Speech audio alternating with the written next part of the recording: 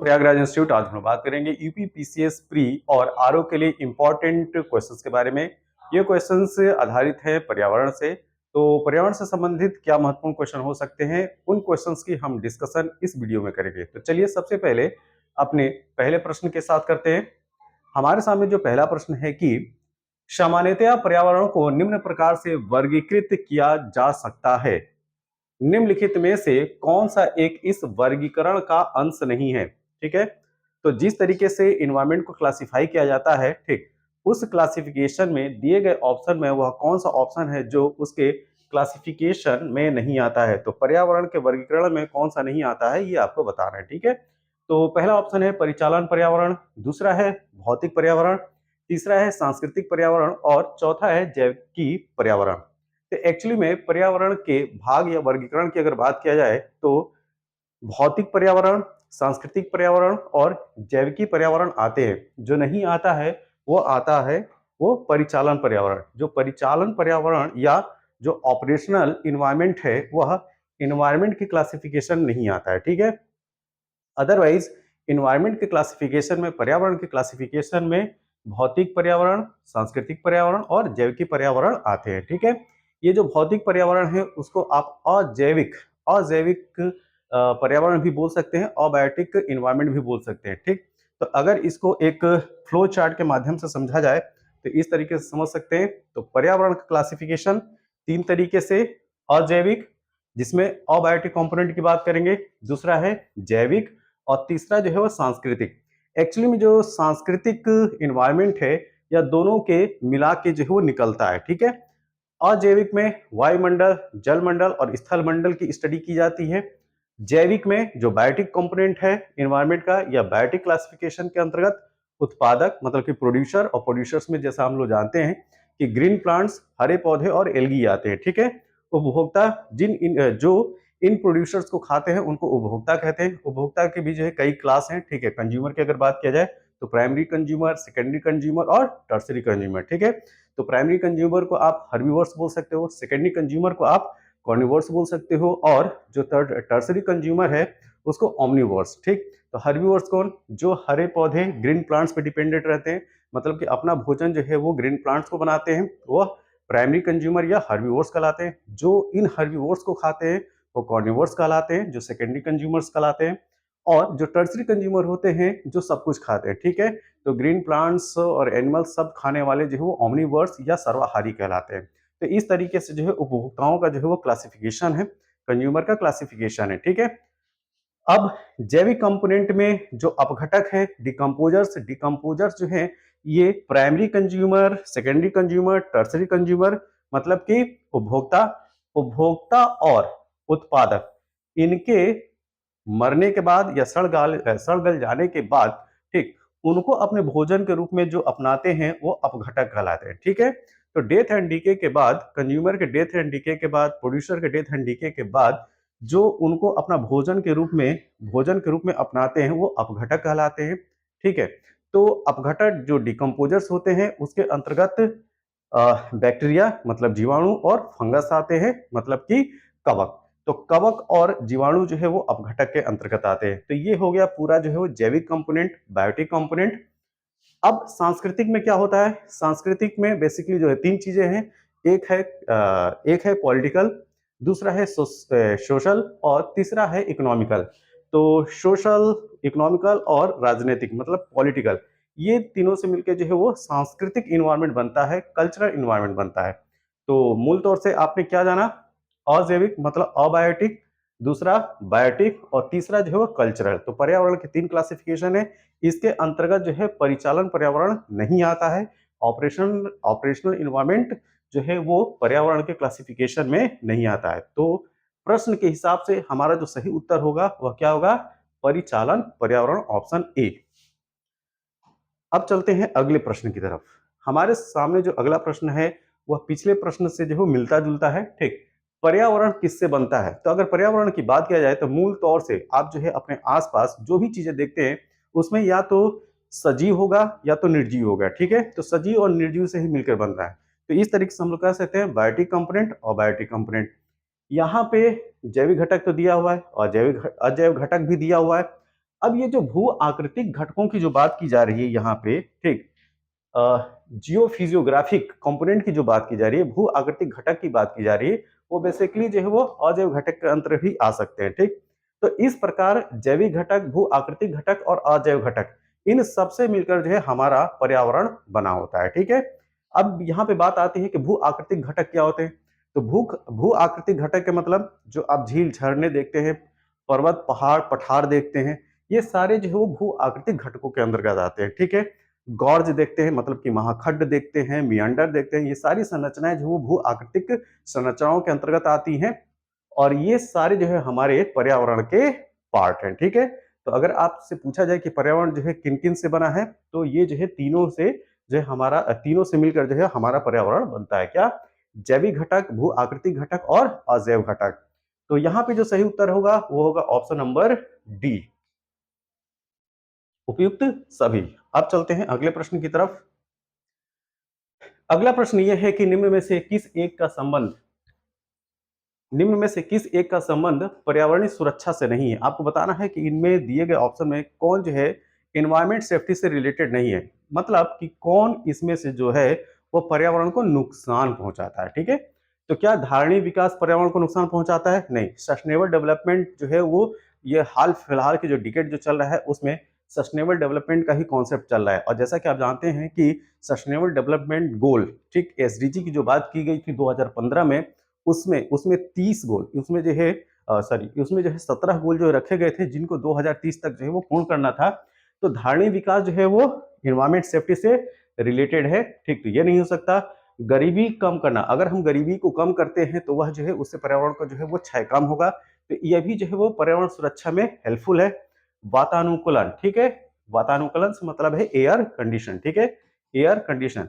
तो जो वातानुकूलन जो होते हैं, एयर कंडीशन होते हैं, उसमें सीएफसी और फ्रियान गैसें जो है इस्तेमाल होते हैं जो कि ग्रीन हाउस गैस हैं, और साथ में जो है ये जो है ग्लोबल वार्मिंग इम्पैक्ट जो है जनरेट करती हैं, और ये गैसेस खास तौर से ओजोन लेयर को क्षति पहुंचाती हैं। तो कुल मिला के जो वातानुकूलन जो है वह इन्वायरमेंट सेफ्टी, पर्यावरण सुरक्षा की दृष्टि से जो है वो नहीं है, मतलब ये पर्यावरण को नुकसान पहुंचाता है। तो हमारा जो सही उत्तर होगा वह क्या होगा? ऑप्शन नंबर सी, ठीक है। ऑप्शन सी जो है वो हमारा करेक्ट आंसर होगा। जो चौथा है डी ऑप्शन, उसको भी देख लेते हैं। कागज के थैलों का प्रयोग, ठीक, अगर आप कागज के थैलों का प्रयोग कर रहे हैं तो ये तो पर्यावरण की दृष्टि से क्या है? सुरक्षित है। लेकिन अगर यहीं पे कागज के थैलों की जगह पे अगर आप पॉली बैग इस्तेमाल करते हैं, मतलब प्लास्टिक के थैलों का इस्तेमाल करते हैं, तो वह पर्यावरण की दृष्टि से वो सही नहीं है। क्यों? क्योंकि जो प्लास्टिक होती है वो काफी लंबे समय तक जो है इन्वायरमेंट में बनी रहती है और पर्यावरण को नुकसान पहुंचाती है, ठीक है। तो यहाँ पे जो है कागज के थैले दिए हुए हैं, तो ये पर्यावरण की दृष्टि से सुरक्षित है, ठीक। तो दिए गए ऑप्शन में हमारा जो सही उत्तर होगा वो होगा ऑप्शन नंबर सी। अगला प्रश्न, हाल के वर्षों में मानव गतिविधियों के कारण वायुमंडल में कार्बन डाइऑक्साइड की सांद्रता बढ़ोतरी हुई है, ठीक है। क्योंकि ह्यूमन एक्टिविटी की वजह से जो है कार्बन डाइऑक्साइड का लेवल जो है दिन प्रतिदिन जो है बढ़ता चला जा रहा है, तो ये तो स्टेटमेंट सही है, ठीक है। किंतु उसमें से बहुत सी वायुमंडल के निचले भाग में नहीं रहती हैं, क्योंकि, ठीक है। तो जैसा कि हम जानते हैं कि जो हमारा जो वायुमंडल है वो मुख्य तौर से जो है वो 4 लेयर में क्लासिफाई करते हैं मुख्य तौर से, ठीक है। कहीं कहीं पे आपको जो है 5 लेयर दिखाई पड़ेगा। तो सबसे जो निचली लेयर होती है अपने इन्वायरमेंट की, वह लेयर होती है ट्रोपोस्फियर या क्षोभ मंडल। उसके बाद जो है वो समताप मंडल आती है। उसके बाद मीजोस्फियर या मध्यमंडल।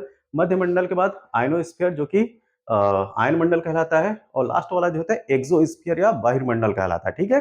तो इनके कहने का मतलब ये है कि जो कॉन्सेंट्रेशन ऑफ कार्बन डाइऑक्साइड है वो दिन प्रतिदिन जो बढ़ रही है, ये तो बात सही है। और उसमें से बहुत सारी जो सांद्रता है, ठीक, किंतु उनमें से बहुत सारे वायुमंडल के निचले भाग में नहीं रहते, ठीक है। तो वायुमंडल का ये जो निचला भाग है, अगर बेसिकली हम जो है यहाँ पे क्षोभ मंडल की बात करेंगे, तो यहाँ पे इस निचले भाग में जो है इस CO2 का कंसंट्रेशन जो है वो नहीं पाया जाता है, ठीक है। इसके ऊपरी भागों में पाया जाता है। अब इसका कारण बताना है कि जो निचला लेयर है उसमें जो है वो क्यों क्यों जो है वो कार्बन डाइऑक्साइड की कंसंट्रेशन नहीं पाई जाती, ठीक है। तो पहला जो कारण बताया जा रहा है कि वह बाह्य समताप मंडल में पलायन कर जाती है, जो कि यह गलत है। CO2 जो है एक भारी गैस है, और पृथ्वी की ग्रेविटी की वजह से वह जो है वो निचले वायुमंडल में बनी रहती है, तो पलायन करने का तो जो है सवाल ही नहीं पैदा होता। तो पहला ऑप्शन जो है वो गलत है। दूसरा देखते हैं, समुद्रों में पादप प्लवक प्रकाश संश्लेषण कर लेते हैं। ठीक है, एक्चुअली में पृथ्वी पे आप देखते हैं कि समुद्र जो है वो 2/3 भाग जो है वो पानी से जो है वो भरा है। समुद्र जो है वो ऑक्युपाई किए हुए है और उसमें जो है फाइटोप्लैंक्टन्स पाए जाते हैं, मतलब कि सूक्ष्म छोटे जो है पौधे। और ये पौधे करते क्या है कि प्रकाश संश्लेषण की क्रिया करते हैं। क्या करते हैं? फोटोसिंथेसिस। और जैसा कि हम जानते हैं कि फोटोसिंथेसिस वह प्रक्रिया है जिसके तहत पौधे जो है अपने भोजन का निर्माण करते हैं। और इसमें करते क्या है? कार्बन डाइऑक्साइड और जल की सहायता से और मिनरल की सहायता से जो है अपने भोजन का निर्माण करते हैं, जिसको हम लोग प्रकाश संश्लेषण करते हैं। तो इसमें कार्बन डाइऑक्साइड जो है अवशोषित होती है। तो ये जो फैक्टर है, ठीक है, अगर पृथ्वी की निचली सतह की बात किया जाए, जिसमें जो है सागर महासागर है और उसमें जो प्लैंक्टन्स हैं, मतलब कि पादप पल्लवक हैं, वह फोटोसिंथेसिस करके जो एक्स्ट्रा अमाउंट है कार्बन डाइऑक्साइड की लोअर सरफेस पे, ठीक है, लोअर लेयर पे इन्वायरमेंट के, उसको क्या करते हैं? एब्जॉर्ब कर लेती हैं। ठीक, इस वजह से कार्बन डाइऑक्साइड की जो सांद्रता है इन्वायरमेंट के निचले स्तर पे जो है कम पाई जाती है। तो ये जो पॉइंट है वो है सही। ध्रुवीय बर्फ छत्रक वायु का प्रग्रहण कर लेते हैं। इसका मतलब ये बताया जा रहा है कि जैसे कि आप इसको समझिए, जैसे ये पृथ्वी है, ठीक है, पृथ्वी का ये पोर्शन हो गया इक्वेटर 0 डिग्री पे, और ये हो गया पोल एरिया और ये हो गया पोल एरिया। ठीक है, ये हो गया उत्तरी ध्रुव और ये हो गया दक्षिणी ध्रुव। तो यहाँ पे जो है वो हमेशा हमेशा जो है वो बर्फ जमी रहती है। तो उत्तरी ध्रुव हो चाहे दक्षिणी ध्रुव है, यहाँ पे हमेशा जो है परमानेंट बर्फ जमी रहती है।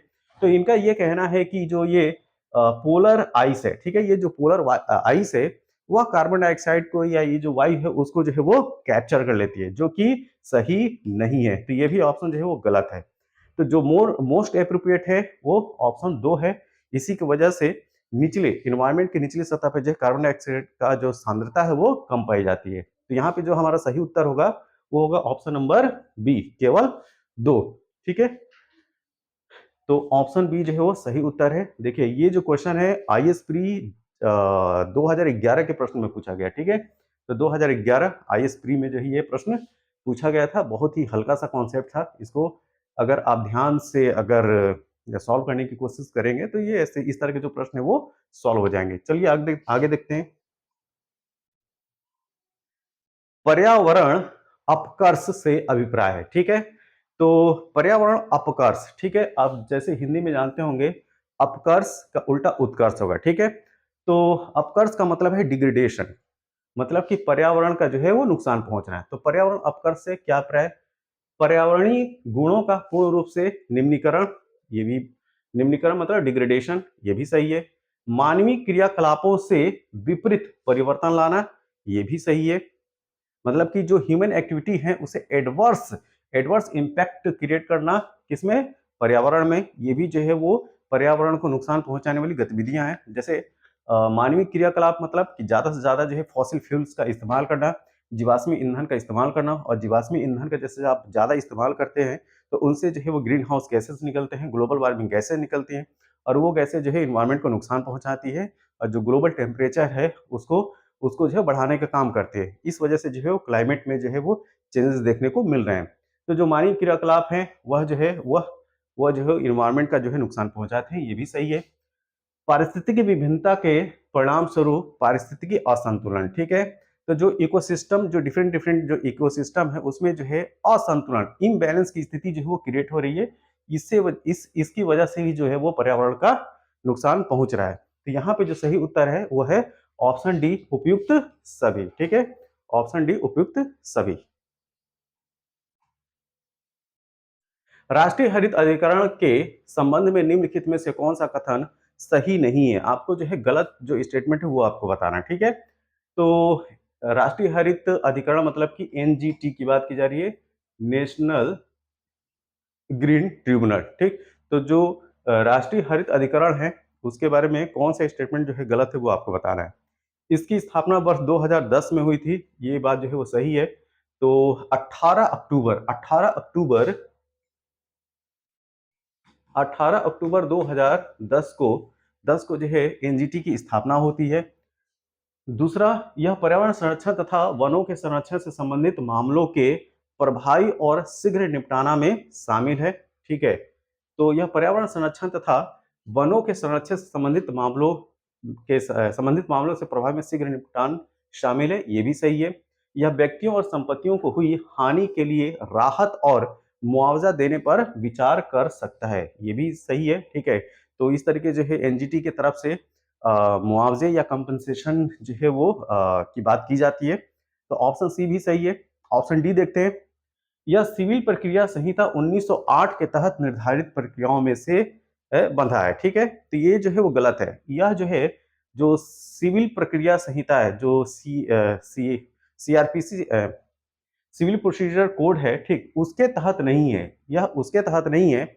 यह जो है पार्लियामेंट के एक्ट के द्वारा, ठीक है, तो एनजीटी एक्ट 2010 के तहत जो है इसकी स्थापना की गई थी। तो पार्लियामेंट में एक अधिनियम के द्वारा जो है यह जो है एनजीटी जो है इसको स्थापित करने की बात की गई थी, ना कि सिविल प्रक्रिया संहिता 1908 के तहत।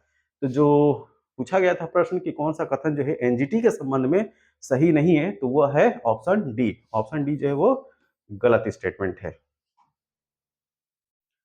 अगला प्रश्न, ये भी जो है एनजीटी से संबंधित प्रश्न है। राष्ट्रीय हरित न्यायाधिकरण अधिनियम 2010 भारतीय संविधान के निम्नलिखित में से कौन सा या कौन से प्रावधान के अनुरूप ये अधिनियमित हुआ था। ठीक है, तो आपको दिए गए ऑप्शन में बताना है कि वह किसके संविधान का वह कौन सा प्राविधान था जिसके तहत जो है एनजीटी को लाया गया था। ठीक है, तो पहला ऑप्शन देखते हैं। स्वस्थ पर्यावरण के अधिकार के अनुरूप्य जो अनुच्छेद 21 के अंतर्गत जीवन के अधिकार का अंग माना जाता है, उसके तहत इसको लाया गया था। तो जी हाँ, ये स्टेटमेंट जो है वो सही है।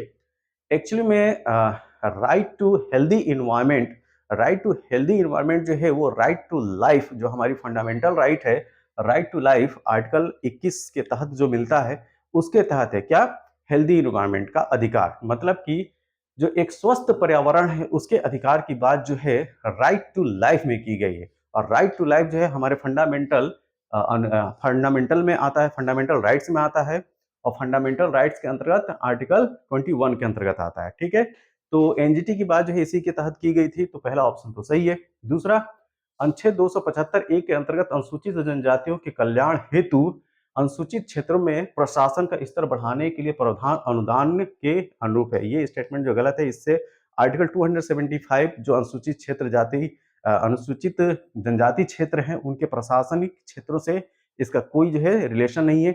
इसी तरीके से अनुच्छेद 243 ए के अंतर्गत उल्लिखित ग्राम सभा की शक्तियों और कार्यों के अनुरूप है, ये भी स्टेटमेंट गलत है। इन दोनों से ना तो इसको जो है ग्राम सभा से मतलब है और ना कि अनुसूचित क्षेत्र की जनजातियों से। तो इन दोनों के प्रोविजन के आधार पर जो है एनजीटी को नहीं लाया गया है। जो आधार है वह है राइट टू लाइफ के अंतर्गत राइट टू हेल्दी इन्वायरमेंट का कॉन्सेप्ट है, उसके तहत जो एनजीटी की बात की गई है। और एनजीटी जो है वह 2010 के एक्ट अधिनियम के तहत आया है।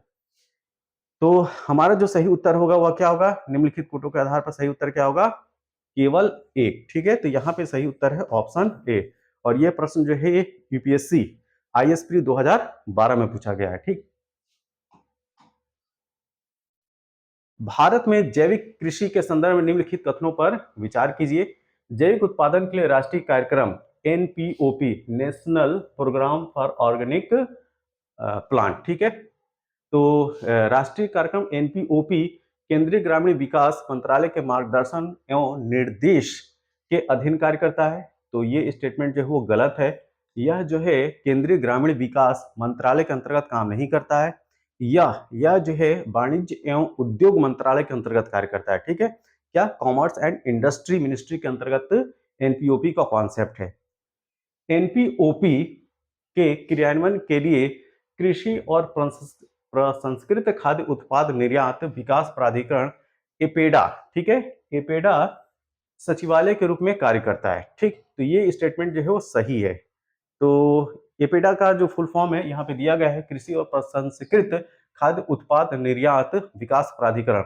इसको इंग्लिश में क्या बोलेंगे, agriculture processed food and export development authority. तो ये जो मिनिस्ट्री जो है वो इसको जो है एनपीओपी के क्रियान्वयन के लिए इसकी जो है कृषि और प्रसंस्कृत खाद्य उत्पाद निर्यात विकास प्राधिकरण एपेडा सचिवालय के रूप में कार्य करता है। ये स्टेटमेंट सही है। दूसरा, सिक्किम भारत का पहला पूरी तरह से जैविक राज्य बन गया है। ठीक, अब आपको बताना है कौन कौन सा स्टेटमेंट सही है। तो सिक्किम भारत का पहला पूरी तरह से जैविक राज्य बन गया है, ये भी स्टेटमेंट सही है। तो यहाँ पे 2 और 3 जो है सही है, पहला ऑप्शन गलत है। तो इस तरीके से सही उत्तर क्या होगा, ऑप्शन नंबर बी। बी जो है वो करेक्ट आंसर है। यह यूपीएससी प्री 2018 का यह प्रश्न है। ठीक है, एक चीज याद रखिएगा, यहाँ पे जो दिया गया है सिक्किम भारत का पहला पूरी तरीके से जैविक राज्य बन गया है। सिक्किम जो है वो भारत का पहला नहीं, पूरे विश्व का पहला ऐसा राज्य है जो पूरी तरीके से जो है वो एक ऑर्गेनिक स्टेट बन गया है, जैविक राज्य बन गया है। आगे चलते हैं। नीचे दिए गए कथनों पर विचार करें एवं कूट से सही उत्तर का चयन कीजिए। ठीक है, तो पहला स्टेटमेंट यह है कि प्राकृतिक पर्यावरण स्वच्छ होता है। ठीक, जो नेचुरल इन्वायरमेंट होता है वो फ्रेश होता है, स्वच्छ होता है, ये बात सही है। मानव क्रियाएं पर्यावरणीय प्रदूषण का कारण है, ये भी बात सही है। जो ह्यूमन एक्टिविटी है वो इन्वायरमेंट को नुकसान पहुंचाती है। तो पर्यावरणीय जो प्रदूषण है, इन्वायरमेंट जो पॉल्यूशन है, वह मानव क्रियाओं की वजह से होती है, ये भी स्टेटमेंट सही है। तो यहाँ पे दोनों ए और आर जो है वो दोनों सही है, लेकिन जो ए का जो एक्सप्लेनेशन जो है आर नहीं है। ठीक है, तो ए की व्याख्या जो है आर नहीं है। तो इस प्रकार जो हमारा सही उत्तर होगा वो होगा ऑप्शन नंबर बी। क्या, ऑप्शन नंबर बी।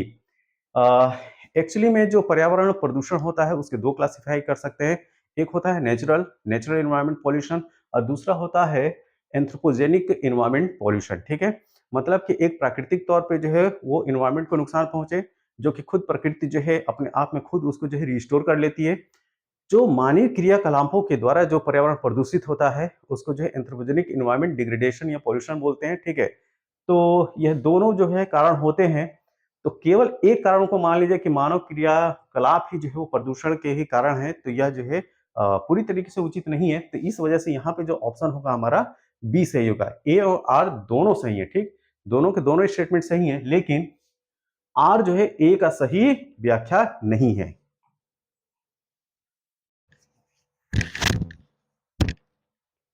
अगला प्रश्न, नीचे दिए गए कथनों पर विचार करें एवं कूट से सही उत्तर का चयन कीजिए। अच्छा, ये तो क्वेश्चन हो गया यार, आगे चलते हैं। United Nations framework convention on climate change, UNFCCC. ठीक, United Nation framework convention on climate change एक अंतर्राष्ट्रीय संधि है जिसका गठन स्टॉकहोम में 1972 में संयुक्त राष्ट्र के मानव पर्यावरण सम्मेलन United nation conference on the human environment में किया गया।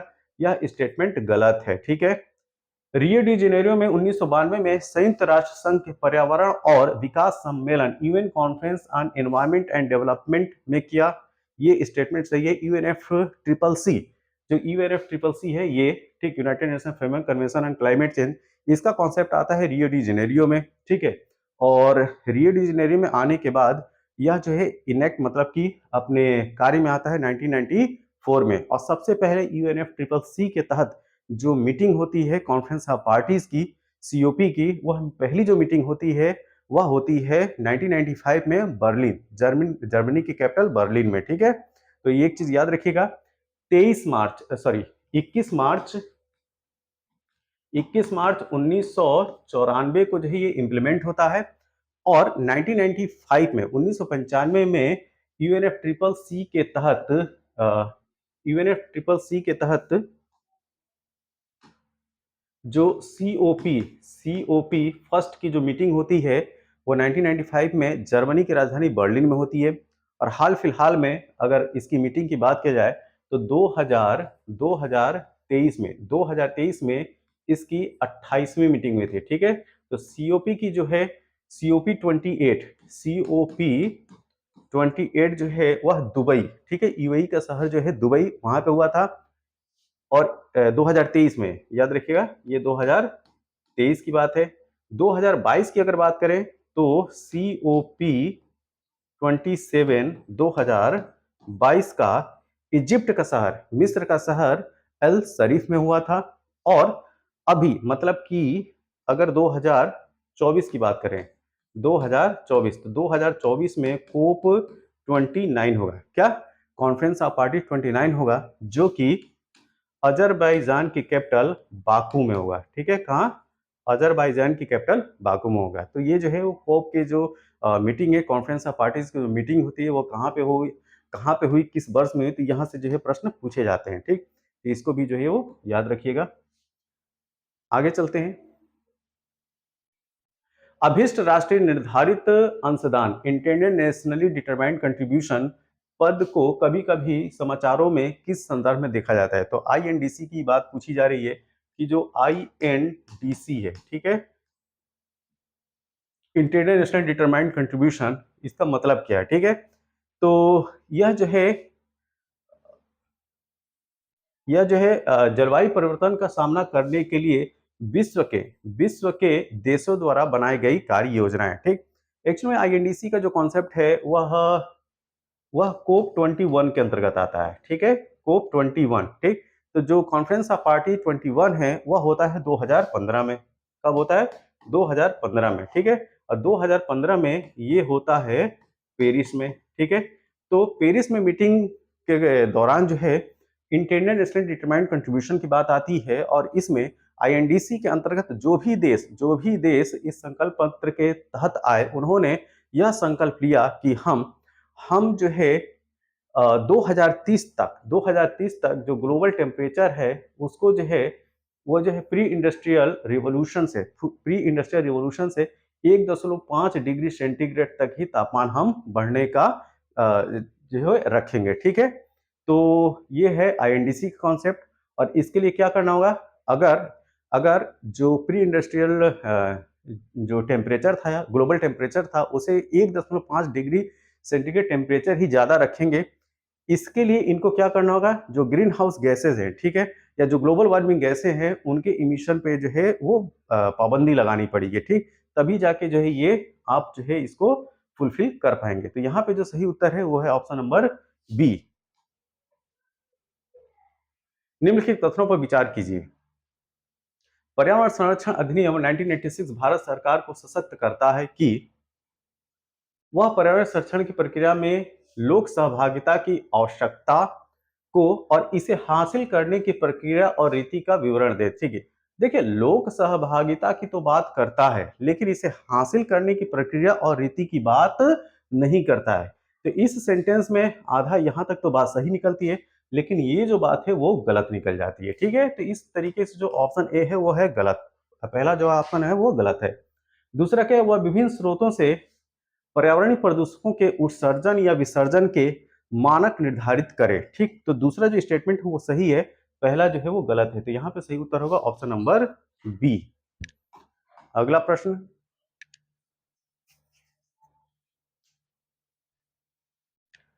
एजेंडा 21 किस क्षेत्र से संबंधित है? ठीक है, तो एजेंडा 21 जो है वो संबंधित है सतत विकास से। ठीक है, सस्टेनेबल डेवलपमेंट से। और एजेंडा 21 का कॉन्सेप्ट आता है रियो डी जेनेरियो में। क्या? रियो डी जेनेरियो में जो मीटिंग होती है 1992 में, जिसको अर्थ समिट या पृथ्वी सम्मेलन बोला जाता है, अर्थ समिट या पृथ्वी सम्मेलन, उसके तहत जो है बात आती है सतत विकास की। और इसी रियो डी जेनेरियो 1990 की जो अर्थ समिट होती है, वहीं पे कॉन्सेप्ट यूएनएफ ट्रिपल सी का भी आता है, जो कि इससे पहले वाले प्रश्न में जो है इसकी बात की गई थी। तो एजेंडा 21 में एजेंडा क्या है? ठीक है, एजेंडा 21 क्या है?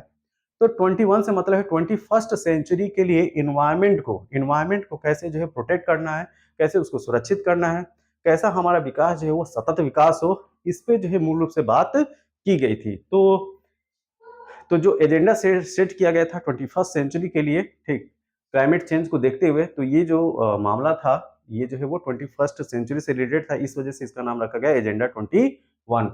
और किस क्षेत्र से संबंधित है? तो सतत विकास से। ऑप्शन ए जो है उसका सही उत्तर है। पृथ्वी सम्मेलन +5 आयोजित हुआ था। ठीक है, तो यहाँ पे बात की जा रही है पृथ्वी सम्मेलन +5। तो इसका आयोजन जो है 1997 में हुआ था। कब हुआ था? 1997 में। एक्चुअली में अभी आप लोगों ने क्या देखा? अर्थ समिट हुई थी 1992 में। ठीक, तो और इसको क्या बोला जाता है? अर्थ समिट या पृथ्वी सम्मेलन। ठीक है, अर्थ समिट या पृथ्वी सम्मेलन। अब जो अर्थ समिट है, इसको रियो के नाम से भी जाना जाता है, क्योंकि रियो डी जेनेरियो ब्राजील के शहर रियो डी जेनेरियो में हुआ था। तो कभी कभी आपसे प्रश्न जो है अर्थ समिट +5 से भी आ सकता है या रियो +5 से भी आ सकता है, ठीक है। तो अगर आपसे अर्थ समिट +5 पूछे तो इसका मतलब 1992 में जो है वो 5 साल और जोड़ दीजिए, तो क्या हो जाएगा, ये हो जाएगा 1997। तो 1997 अर्थ समिट या पृथ्वी सम्मेलन +5 से मतलब है 1997। तो 1997 में जो है इसका आयोजन होता है, और कहाँ पे होता है, अमेरिका के शहर न्यूयॉर्क में। कहाँ पे होता है, न्यूयॉर्क में। अगर आपसे पूछा जाए कि रियो +20 का क्या मतलब है, तो रियो +20 का मतलब है कि इसकी जो कॉन्फ्रेंस हुई थी, ठीक, यह 2012 में। कब, 2012 में। क्यों, क्योंकि जब आप 92 में जब आप 20 साल जोड़ेंगे तो क्या हो जाएगा, 2012 हो जाएगा, ठीक है। तो इस तरह से भी प्रश्न पूछा जा सकता है, ध्यान रखिएगा। देखिए अगला प्रश्न ऐसे ऐसे ही पूछा गया है, रियो +20 किसके लिए संक्षिप्त नाम है, ठीक है। तो सहस्त्राब्दी विकास लक्ष्य, धारणी विकास पर संयुक्त राष्ट्र सम्मेलन, पृथ्वी शिखर सम्मेलन, 2015 के बाद विकास की कार्यसूची, ठीक है। तो रियो +20 जो है वो संक्षिप्त नाम है किसका, धारणी विकास पर संयुक्त राष्ट्र सम्मेलन, ठीक है। सस्टेनेबल डेवलपमेंट पर जो है यूनाइटेड नेशन का जो सम्मेलन होता है उसको रियो +20 कहते हैं। पृथ्वी शिखर सम्मेलन जो है वो 1992 का है। तो यहाँ पे जो सही उत्तर होगा वो होगा ऑप्शन नंबर बी। रियो +20 घोषणा पत्र का शीर्षक क्या था, ठीक है। तो ये था द फ्यूचर वी वांट, क्या। तो जो यह घोषणा था रियो +20 जो कि 2012 में हुआ था। कब हुआ था, 2012 में। और और इसका जो शीर्षक रखा गया था इस डिक्लेरेशन का, ये रखा गया था the future we want. Option A सही है। निम्नलिखित कथनों पर विचार कीजिए। धारणी विकास लक्ष्य सस्टेनेबल डेवलपमेंट गोल पहली बार 1972 में एक वैश्विक विचार मंडल थिंक टैंक ने, जिसे क्लब ऑफ रोम कहा जाता, प्रस्तावित किया गया था। देखिए सस्टेनेबल डेवलपमेंट गोल की बात नहीं की गई थी, सस्टेनेबल डेवलपमेंट की बात की गई थी, ठीक है। तो यहाँ पे ये जो है गोल, ठीक, ये जो लक्ष्य है, यह लक्ष्य जो शब्द है, ठीक, इसकी वजह से पहला ऑप्शन हो गया गलत, ठीक है। तो 1972 में जो है सस्टेनेबल डेवलपमेंट गोल की बात नहीं की गई थी। सस्टेनेबल डेवलपमेंट गोल की बात की जाती है 2015 में। और जो टोटल जो गोल रखे गए हैं वो हैं 17, कितने, 17, और जिनको जो है 2030 तक कंप्लीट करना है। धारणी विकास लक्ष्य जो है 2030 तक प्राप्त किए जाने हैं, ये स्टेटमेंट सही है जो अभी मैंने बताया। तो यहाँ पे जो हमारा सही उत्तर होगा क्या होगा, ऑप्शन बी। ऑप्शन बी जो है वो सही उत्तर है, केवल 2 सही है। Limit to growth, limit to growth या समृद्धि की सीमा की अवधारणा का प्रतिपादन किसके द्वारा किया गया था, तो ये जो है वो क्लब ऑफ रोम के द्वारा किया गया था। क्लब ऑफ रोम के द्वारा 1968 में किया गया था, क्या, 1968 में। ऑप्शन ए जो है वो सही उत्तर है। वर्ष 1987 में संयुक्त राष्ट्र में पर्यावरण से संबंधित एक प्रतिवेदन की प्रस्तुति के उपरांत धारणी विकास सस्टेनेबल डेवलपमेंट पर चर्चा आरंभ हुई। वह प्रतिवेदन था, ठीक है। तो वह प्रतिवेदन था आवर कॉमन फ्यूचर, क्या, our common future. Option B. नीचे दो कथन दिए गए हैं जिसमें से एक को कथन ए, दूसरे को जो है कारण आर कहा गया है। सतत विकास मानव समाज के कल्याण हेतु महत्वपूर्ण है, ये स्टेटमेंट सही है। सतत विकास से प्राय ऐसे विकास है जो भावी पीढ़ियों की जरूरतें पूरी करने की योग्यता को प्रभावित किए बिना वर्तमान समय की आवश्यकता पूरी करे। तो ये जो है दोनों स्टेटमेंट सही है, और ए का जो है आर जो है वो एक्सप्लेनेशन भी है। तो हमारा जो सही उत्तर क्या हो जाएगा, ऑप्शन ए। ऑप्शन जो है वो सही उत्तर है इस प्रश्न का। The concept of sustainable development relates to, धारणी विकास की संकल्पना किससे संबंधित है, ठीक है। उपभोक्ता स्तर से, निःशेषणीय संसाधन से, सामाजिक साम्य से, अंतर पीढ़ी साम्य से, ठीक है। तो यह रिलेटेड है इंटरजेनरेशन इक्विटी से। तो जो अभी आप लोगों ने जो है पीछे ये कॉन्सेप्ट पढ़ा, ठीक है, कि सतत विकास, ठीक, तो सतत विकास है क्या? तो ये जो रीज़न जो दिया गया है यहाँ पे,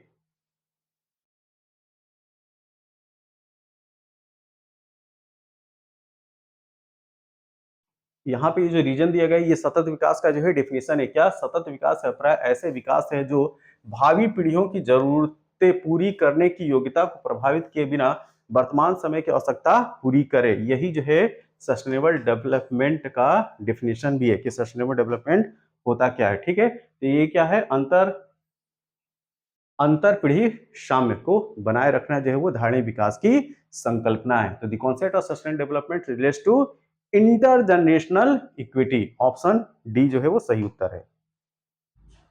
स्टॉकहोम में प्रथम बार पर्यावरण संगोष्ठी किस वर्ष प्रस्तावित की गई थी? ठीक है, तो स्टॉकहोम में सबसे पहले पर्यावरण पर जो संगोष्ठी आयोजित की गई थी या प्रस्तावित की गई थी वो 1968 है। क्या है? 1968। ऑप्शन ए जो है वो सही उत्तर है। 2050 के लिए नेट जीरो लक्ष्य के संदर्भ में निम्नलिखित में से कौन सा या कौन से कथन जो है सही है?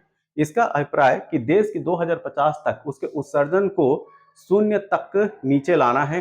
दूसरा, इसका अभिप्राय है कि किसी देश के उत्सर्जन की क्षतिपूर्ति वातावरण से ग्रीन हाउस गैसों का निराकरण तथा अवशोषण से होगा। ठीक है, तो जो दूसरा ऑप्शन है वो सही है। ठीक, इसका फिर 2050 तक उसके उत्सर्जन को शून्य तक नीचे लाना होगा। ठीक, उत्सर्जन को नीचे लाना नहीं है। ठीक है, ऐसा करना है कि जितना जितना जो है ग्रीन हाउस गैसेस निकल रही है, ठीक है, उसको कंपेंसेट करने के लिए हमारे पास जो है वो सब्स्टिट्यूट भी हो। ठीक है, तो जितना जो है वो ग्रीन हाउस गैस निकले उनको जो है एब्जॉर्ब करने की भी हमारे पास टेक्नोलॉजी होती है। इसको मतलब कि जो नेट हो, ठीक, जो नेट इमिशन हो ग्रीन हाउस गैस का वो जीरो हो, ना कि पूरी तरीके से ग्रीन हाउस का उत्सर्जन जो है वो खत्म कर देना है। तो इसके लिए आपको क्या करना होगा? जो पूरे फॉसिल फ्यूल्स हैं बिल्कुल जो है वो इस्तेमाल करना बंद कर दें, जो कि पॉसिबल नहीं है। ठीक है, तो इस वजह से जो पहला ऑप्शन है वो गलत है, दूसरा जो है वो सही है। तो यहाँ पे जो सही उत्तर होगा ऑप्शन नंबर बी। बी जो है वो करेक्ट ऑप्शन है। वर्ष 1962 में प्रकाशित पुस्तक साइलेंट स्प्रिंग, जिससे विश्व के पर्यावरणीय आंदोलन को गति मिली, के लेखक का नाम बताना है। ठीक है, तो इनके इसके लेखक हैं रेचल कार्सन। और रेचल कार्सन जो है अमेरिका के हैं। कहाँ के हैं? यूएसए के। ये भी याद रखिएगा। ठीक है, पर्यावरण अतिवादियों इको रेडिकल्स के संदर्भ में निम्नलिखित में से कौन सा कथन सही है? इनका विश्वास है कि पृथ्वी पर मानव समाज में पृथ्वी की वहन करने की क्षमता की सीमाओं की सीमा तक खतरनाक रूप बढ़ रहे हैं। ये भी बात सही है। ये सख्त जनसंख्या नियंत्रण की मांग करते हैं। ठीक है, तो जो है ये स्ट्रिक्ट पॉपुलेशन कंट्रोल की बात करते हैं। ये भी सही है। ये कम उपभोग उन्मुख और कम अपशिष्ट उत्पादक जीवन शैली पर बल देते हैं। ये भी बात सही है। ठीक है, तो यहाँ पे जो सही उत्तर होगा वो होगा ऑप्शन नंबर सी। एक दो तीन तीनों सही है। ये पर्यावरण से संबंधित कुछ महत्वपूर्ण प्रश्न थे। यह वीडियो आपको कैसा लगा? जैसा भी लगा आप अपने सुझाव जो है कमेंट बॉक्स में जरूर दें। तब तक के लिए थैंक यू, धन्यवाद।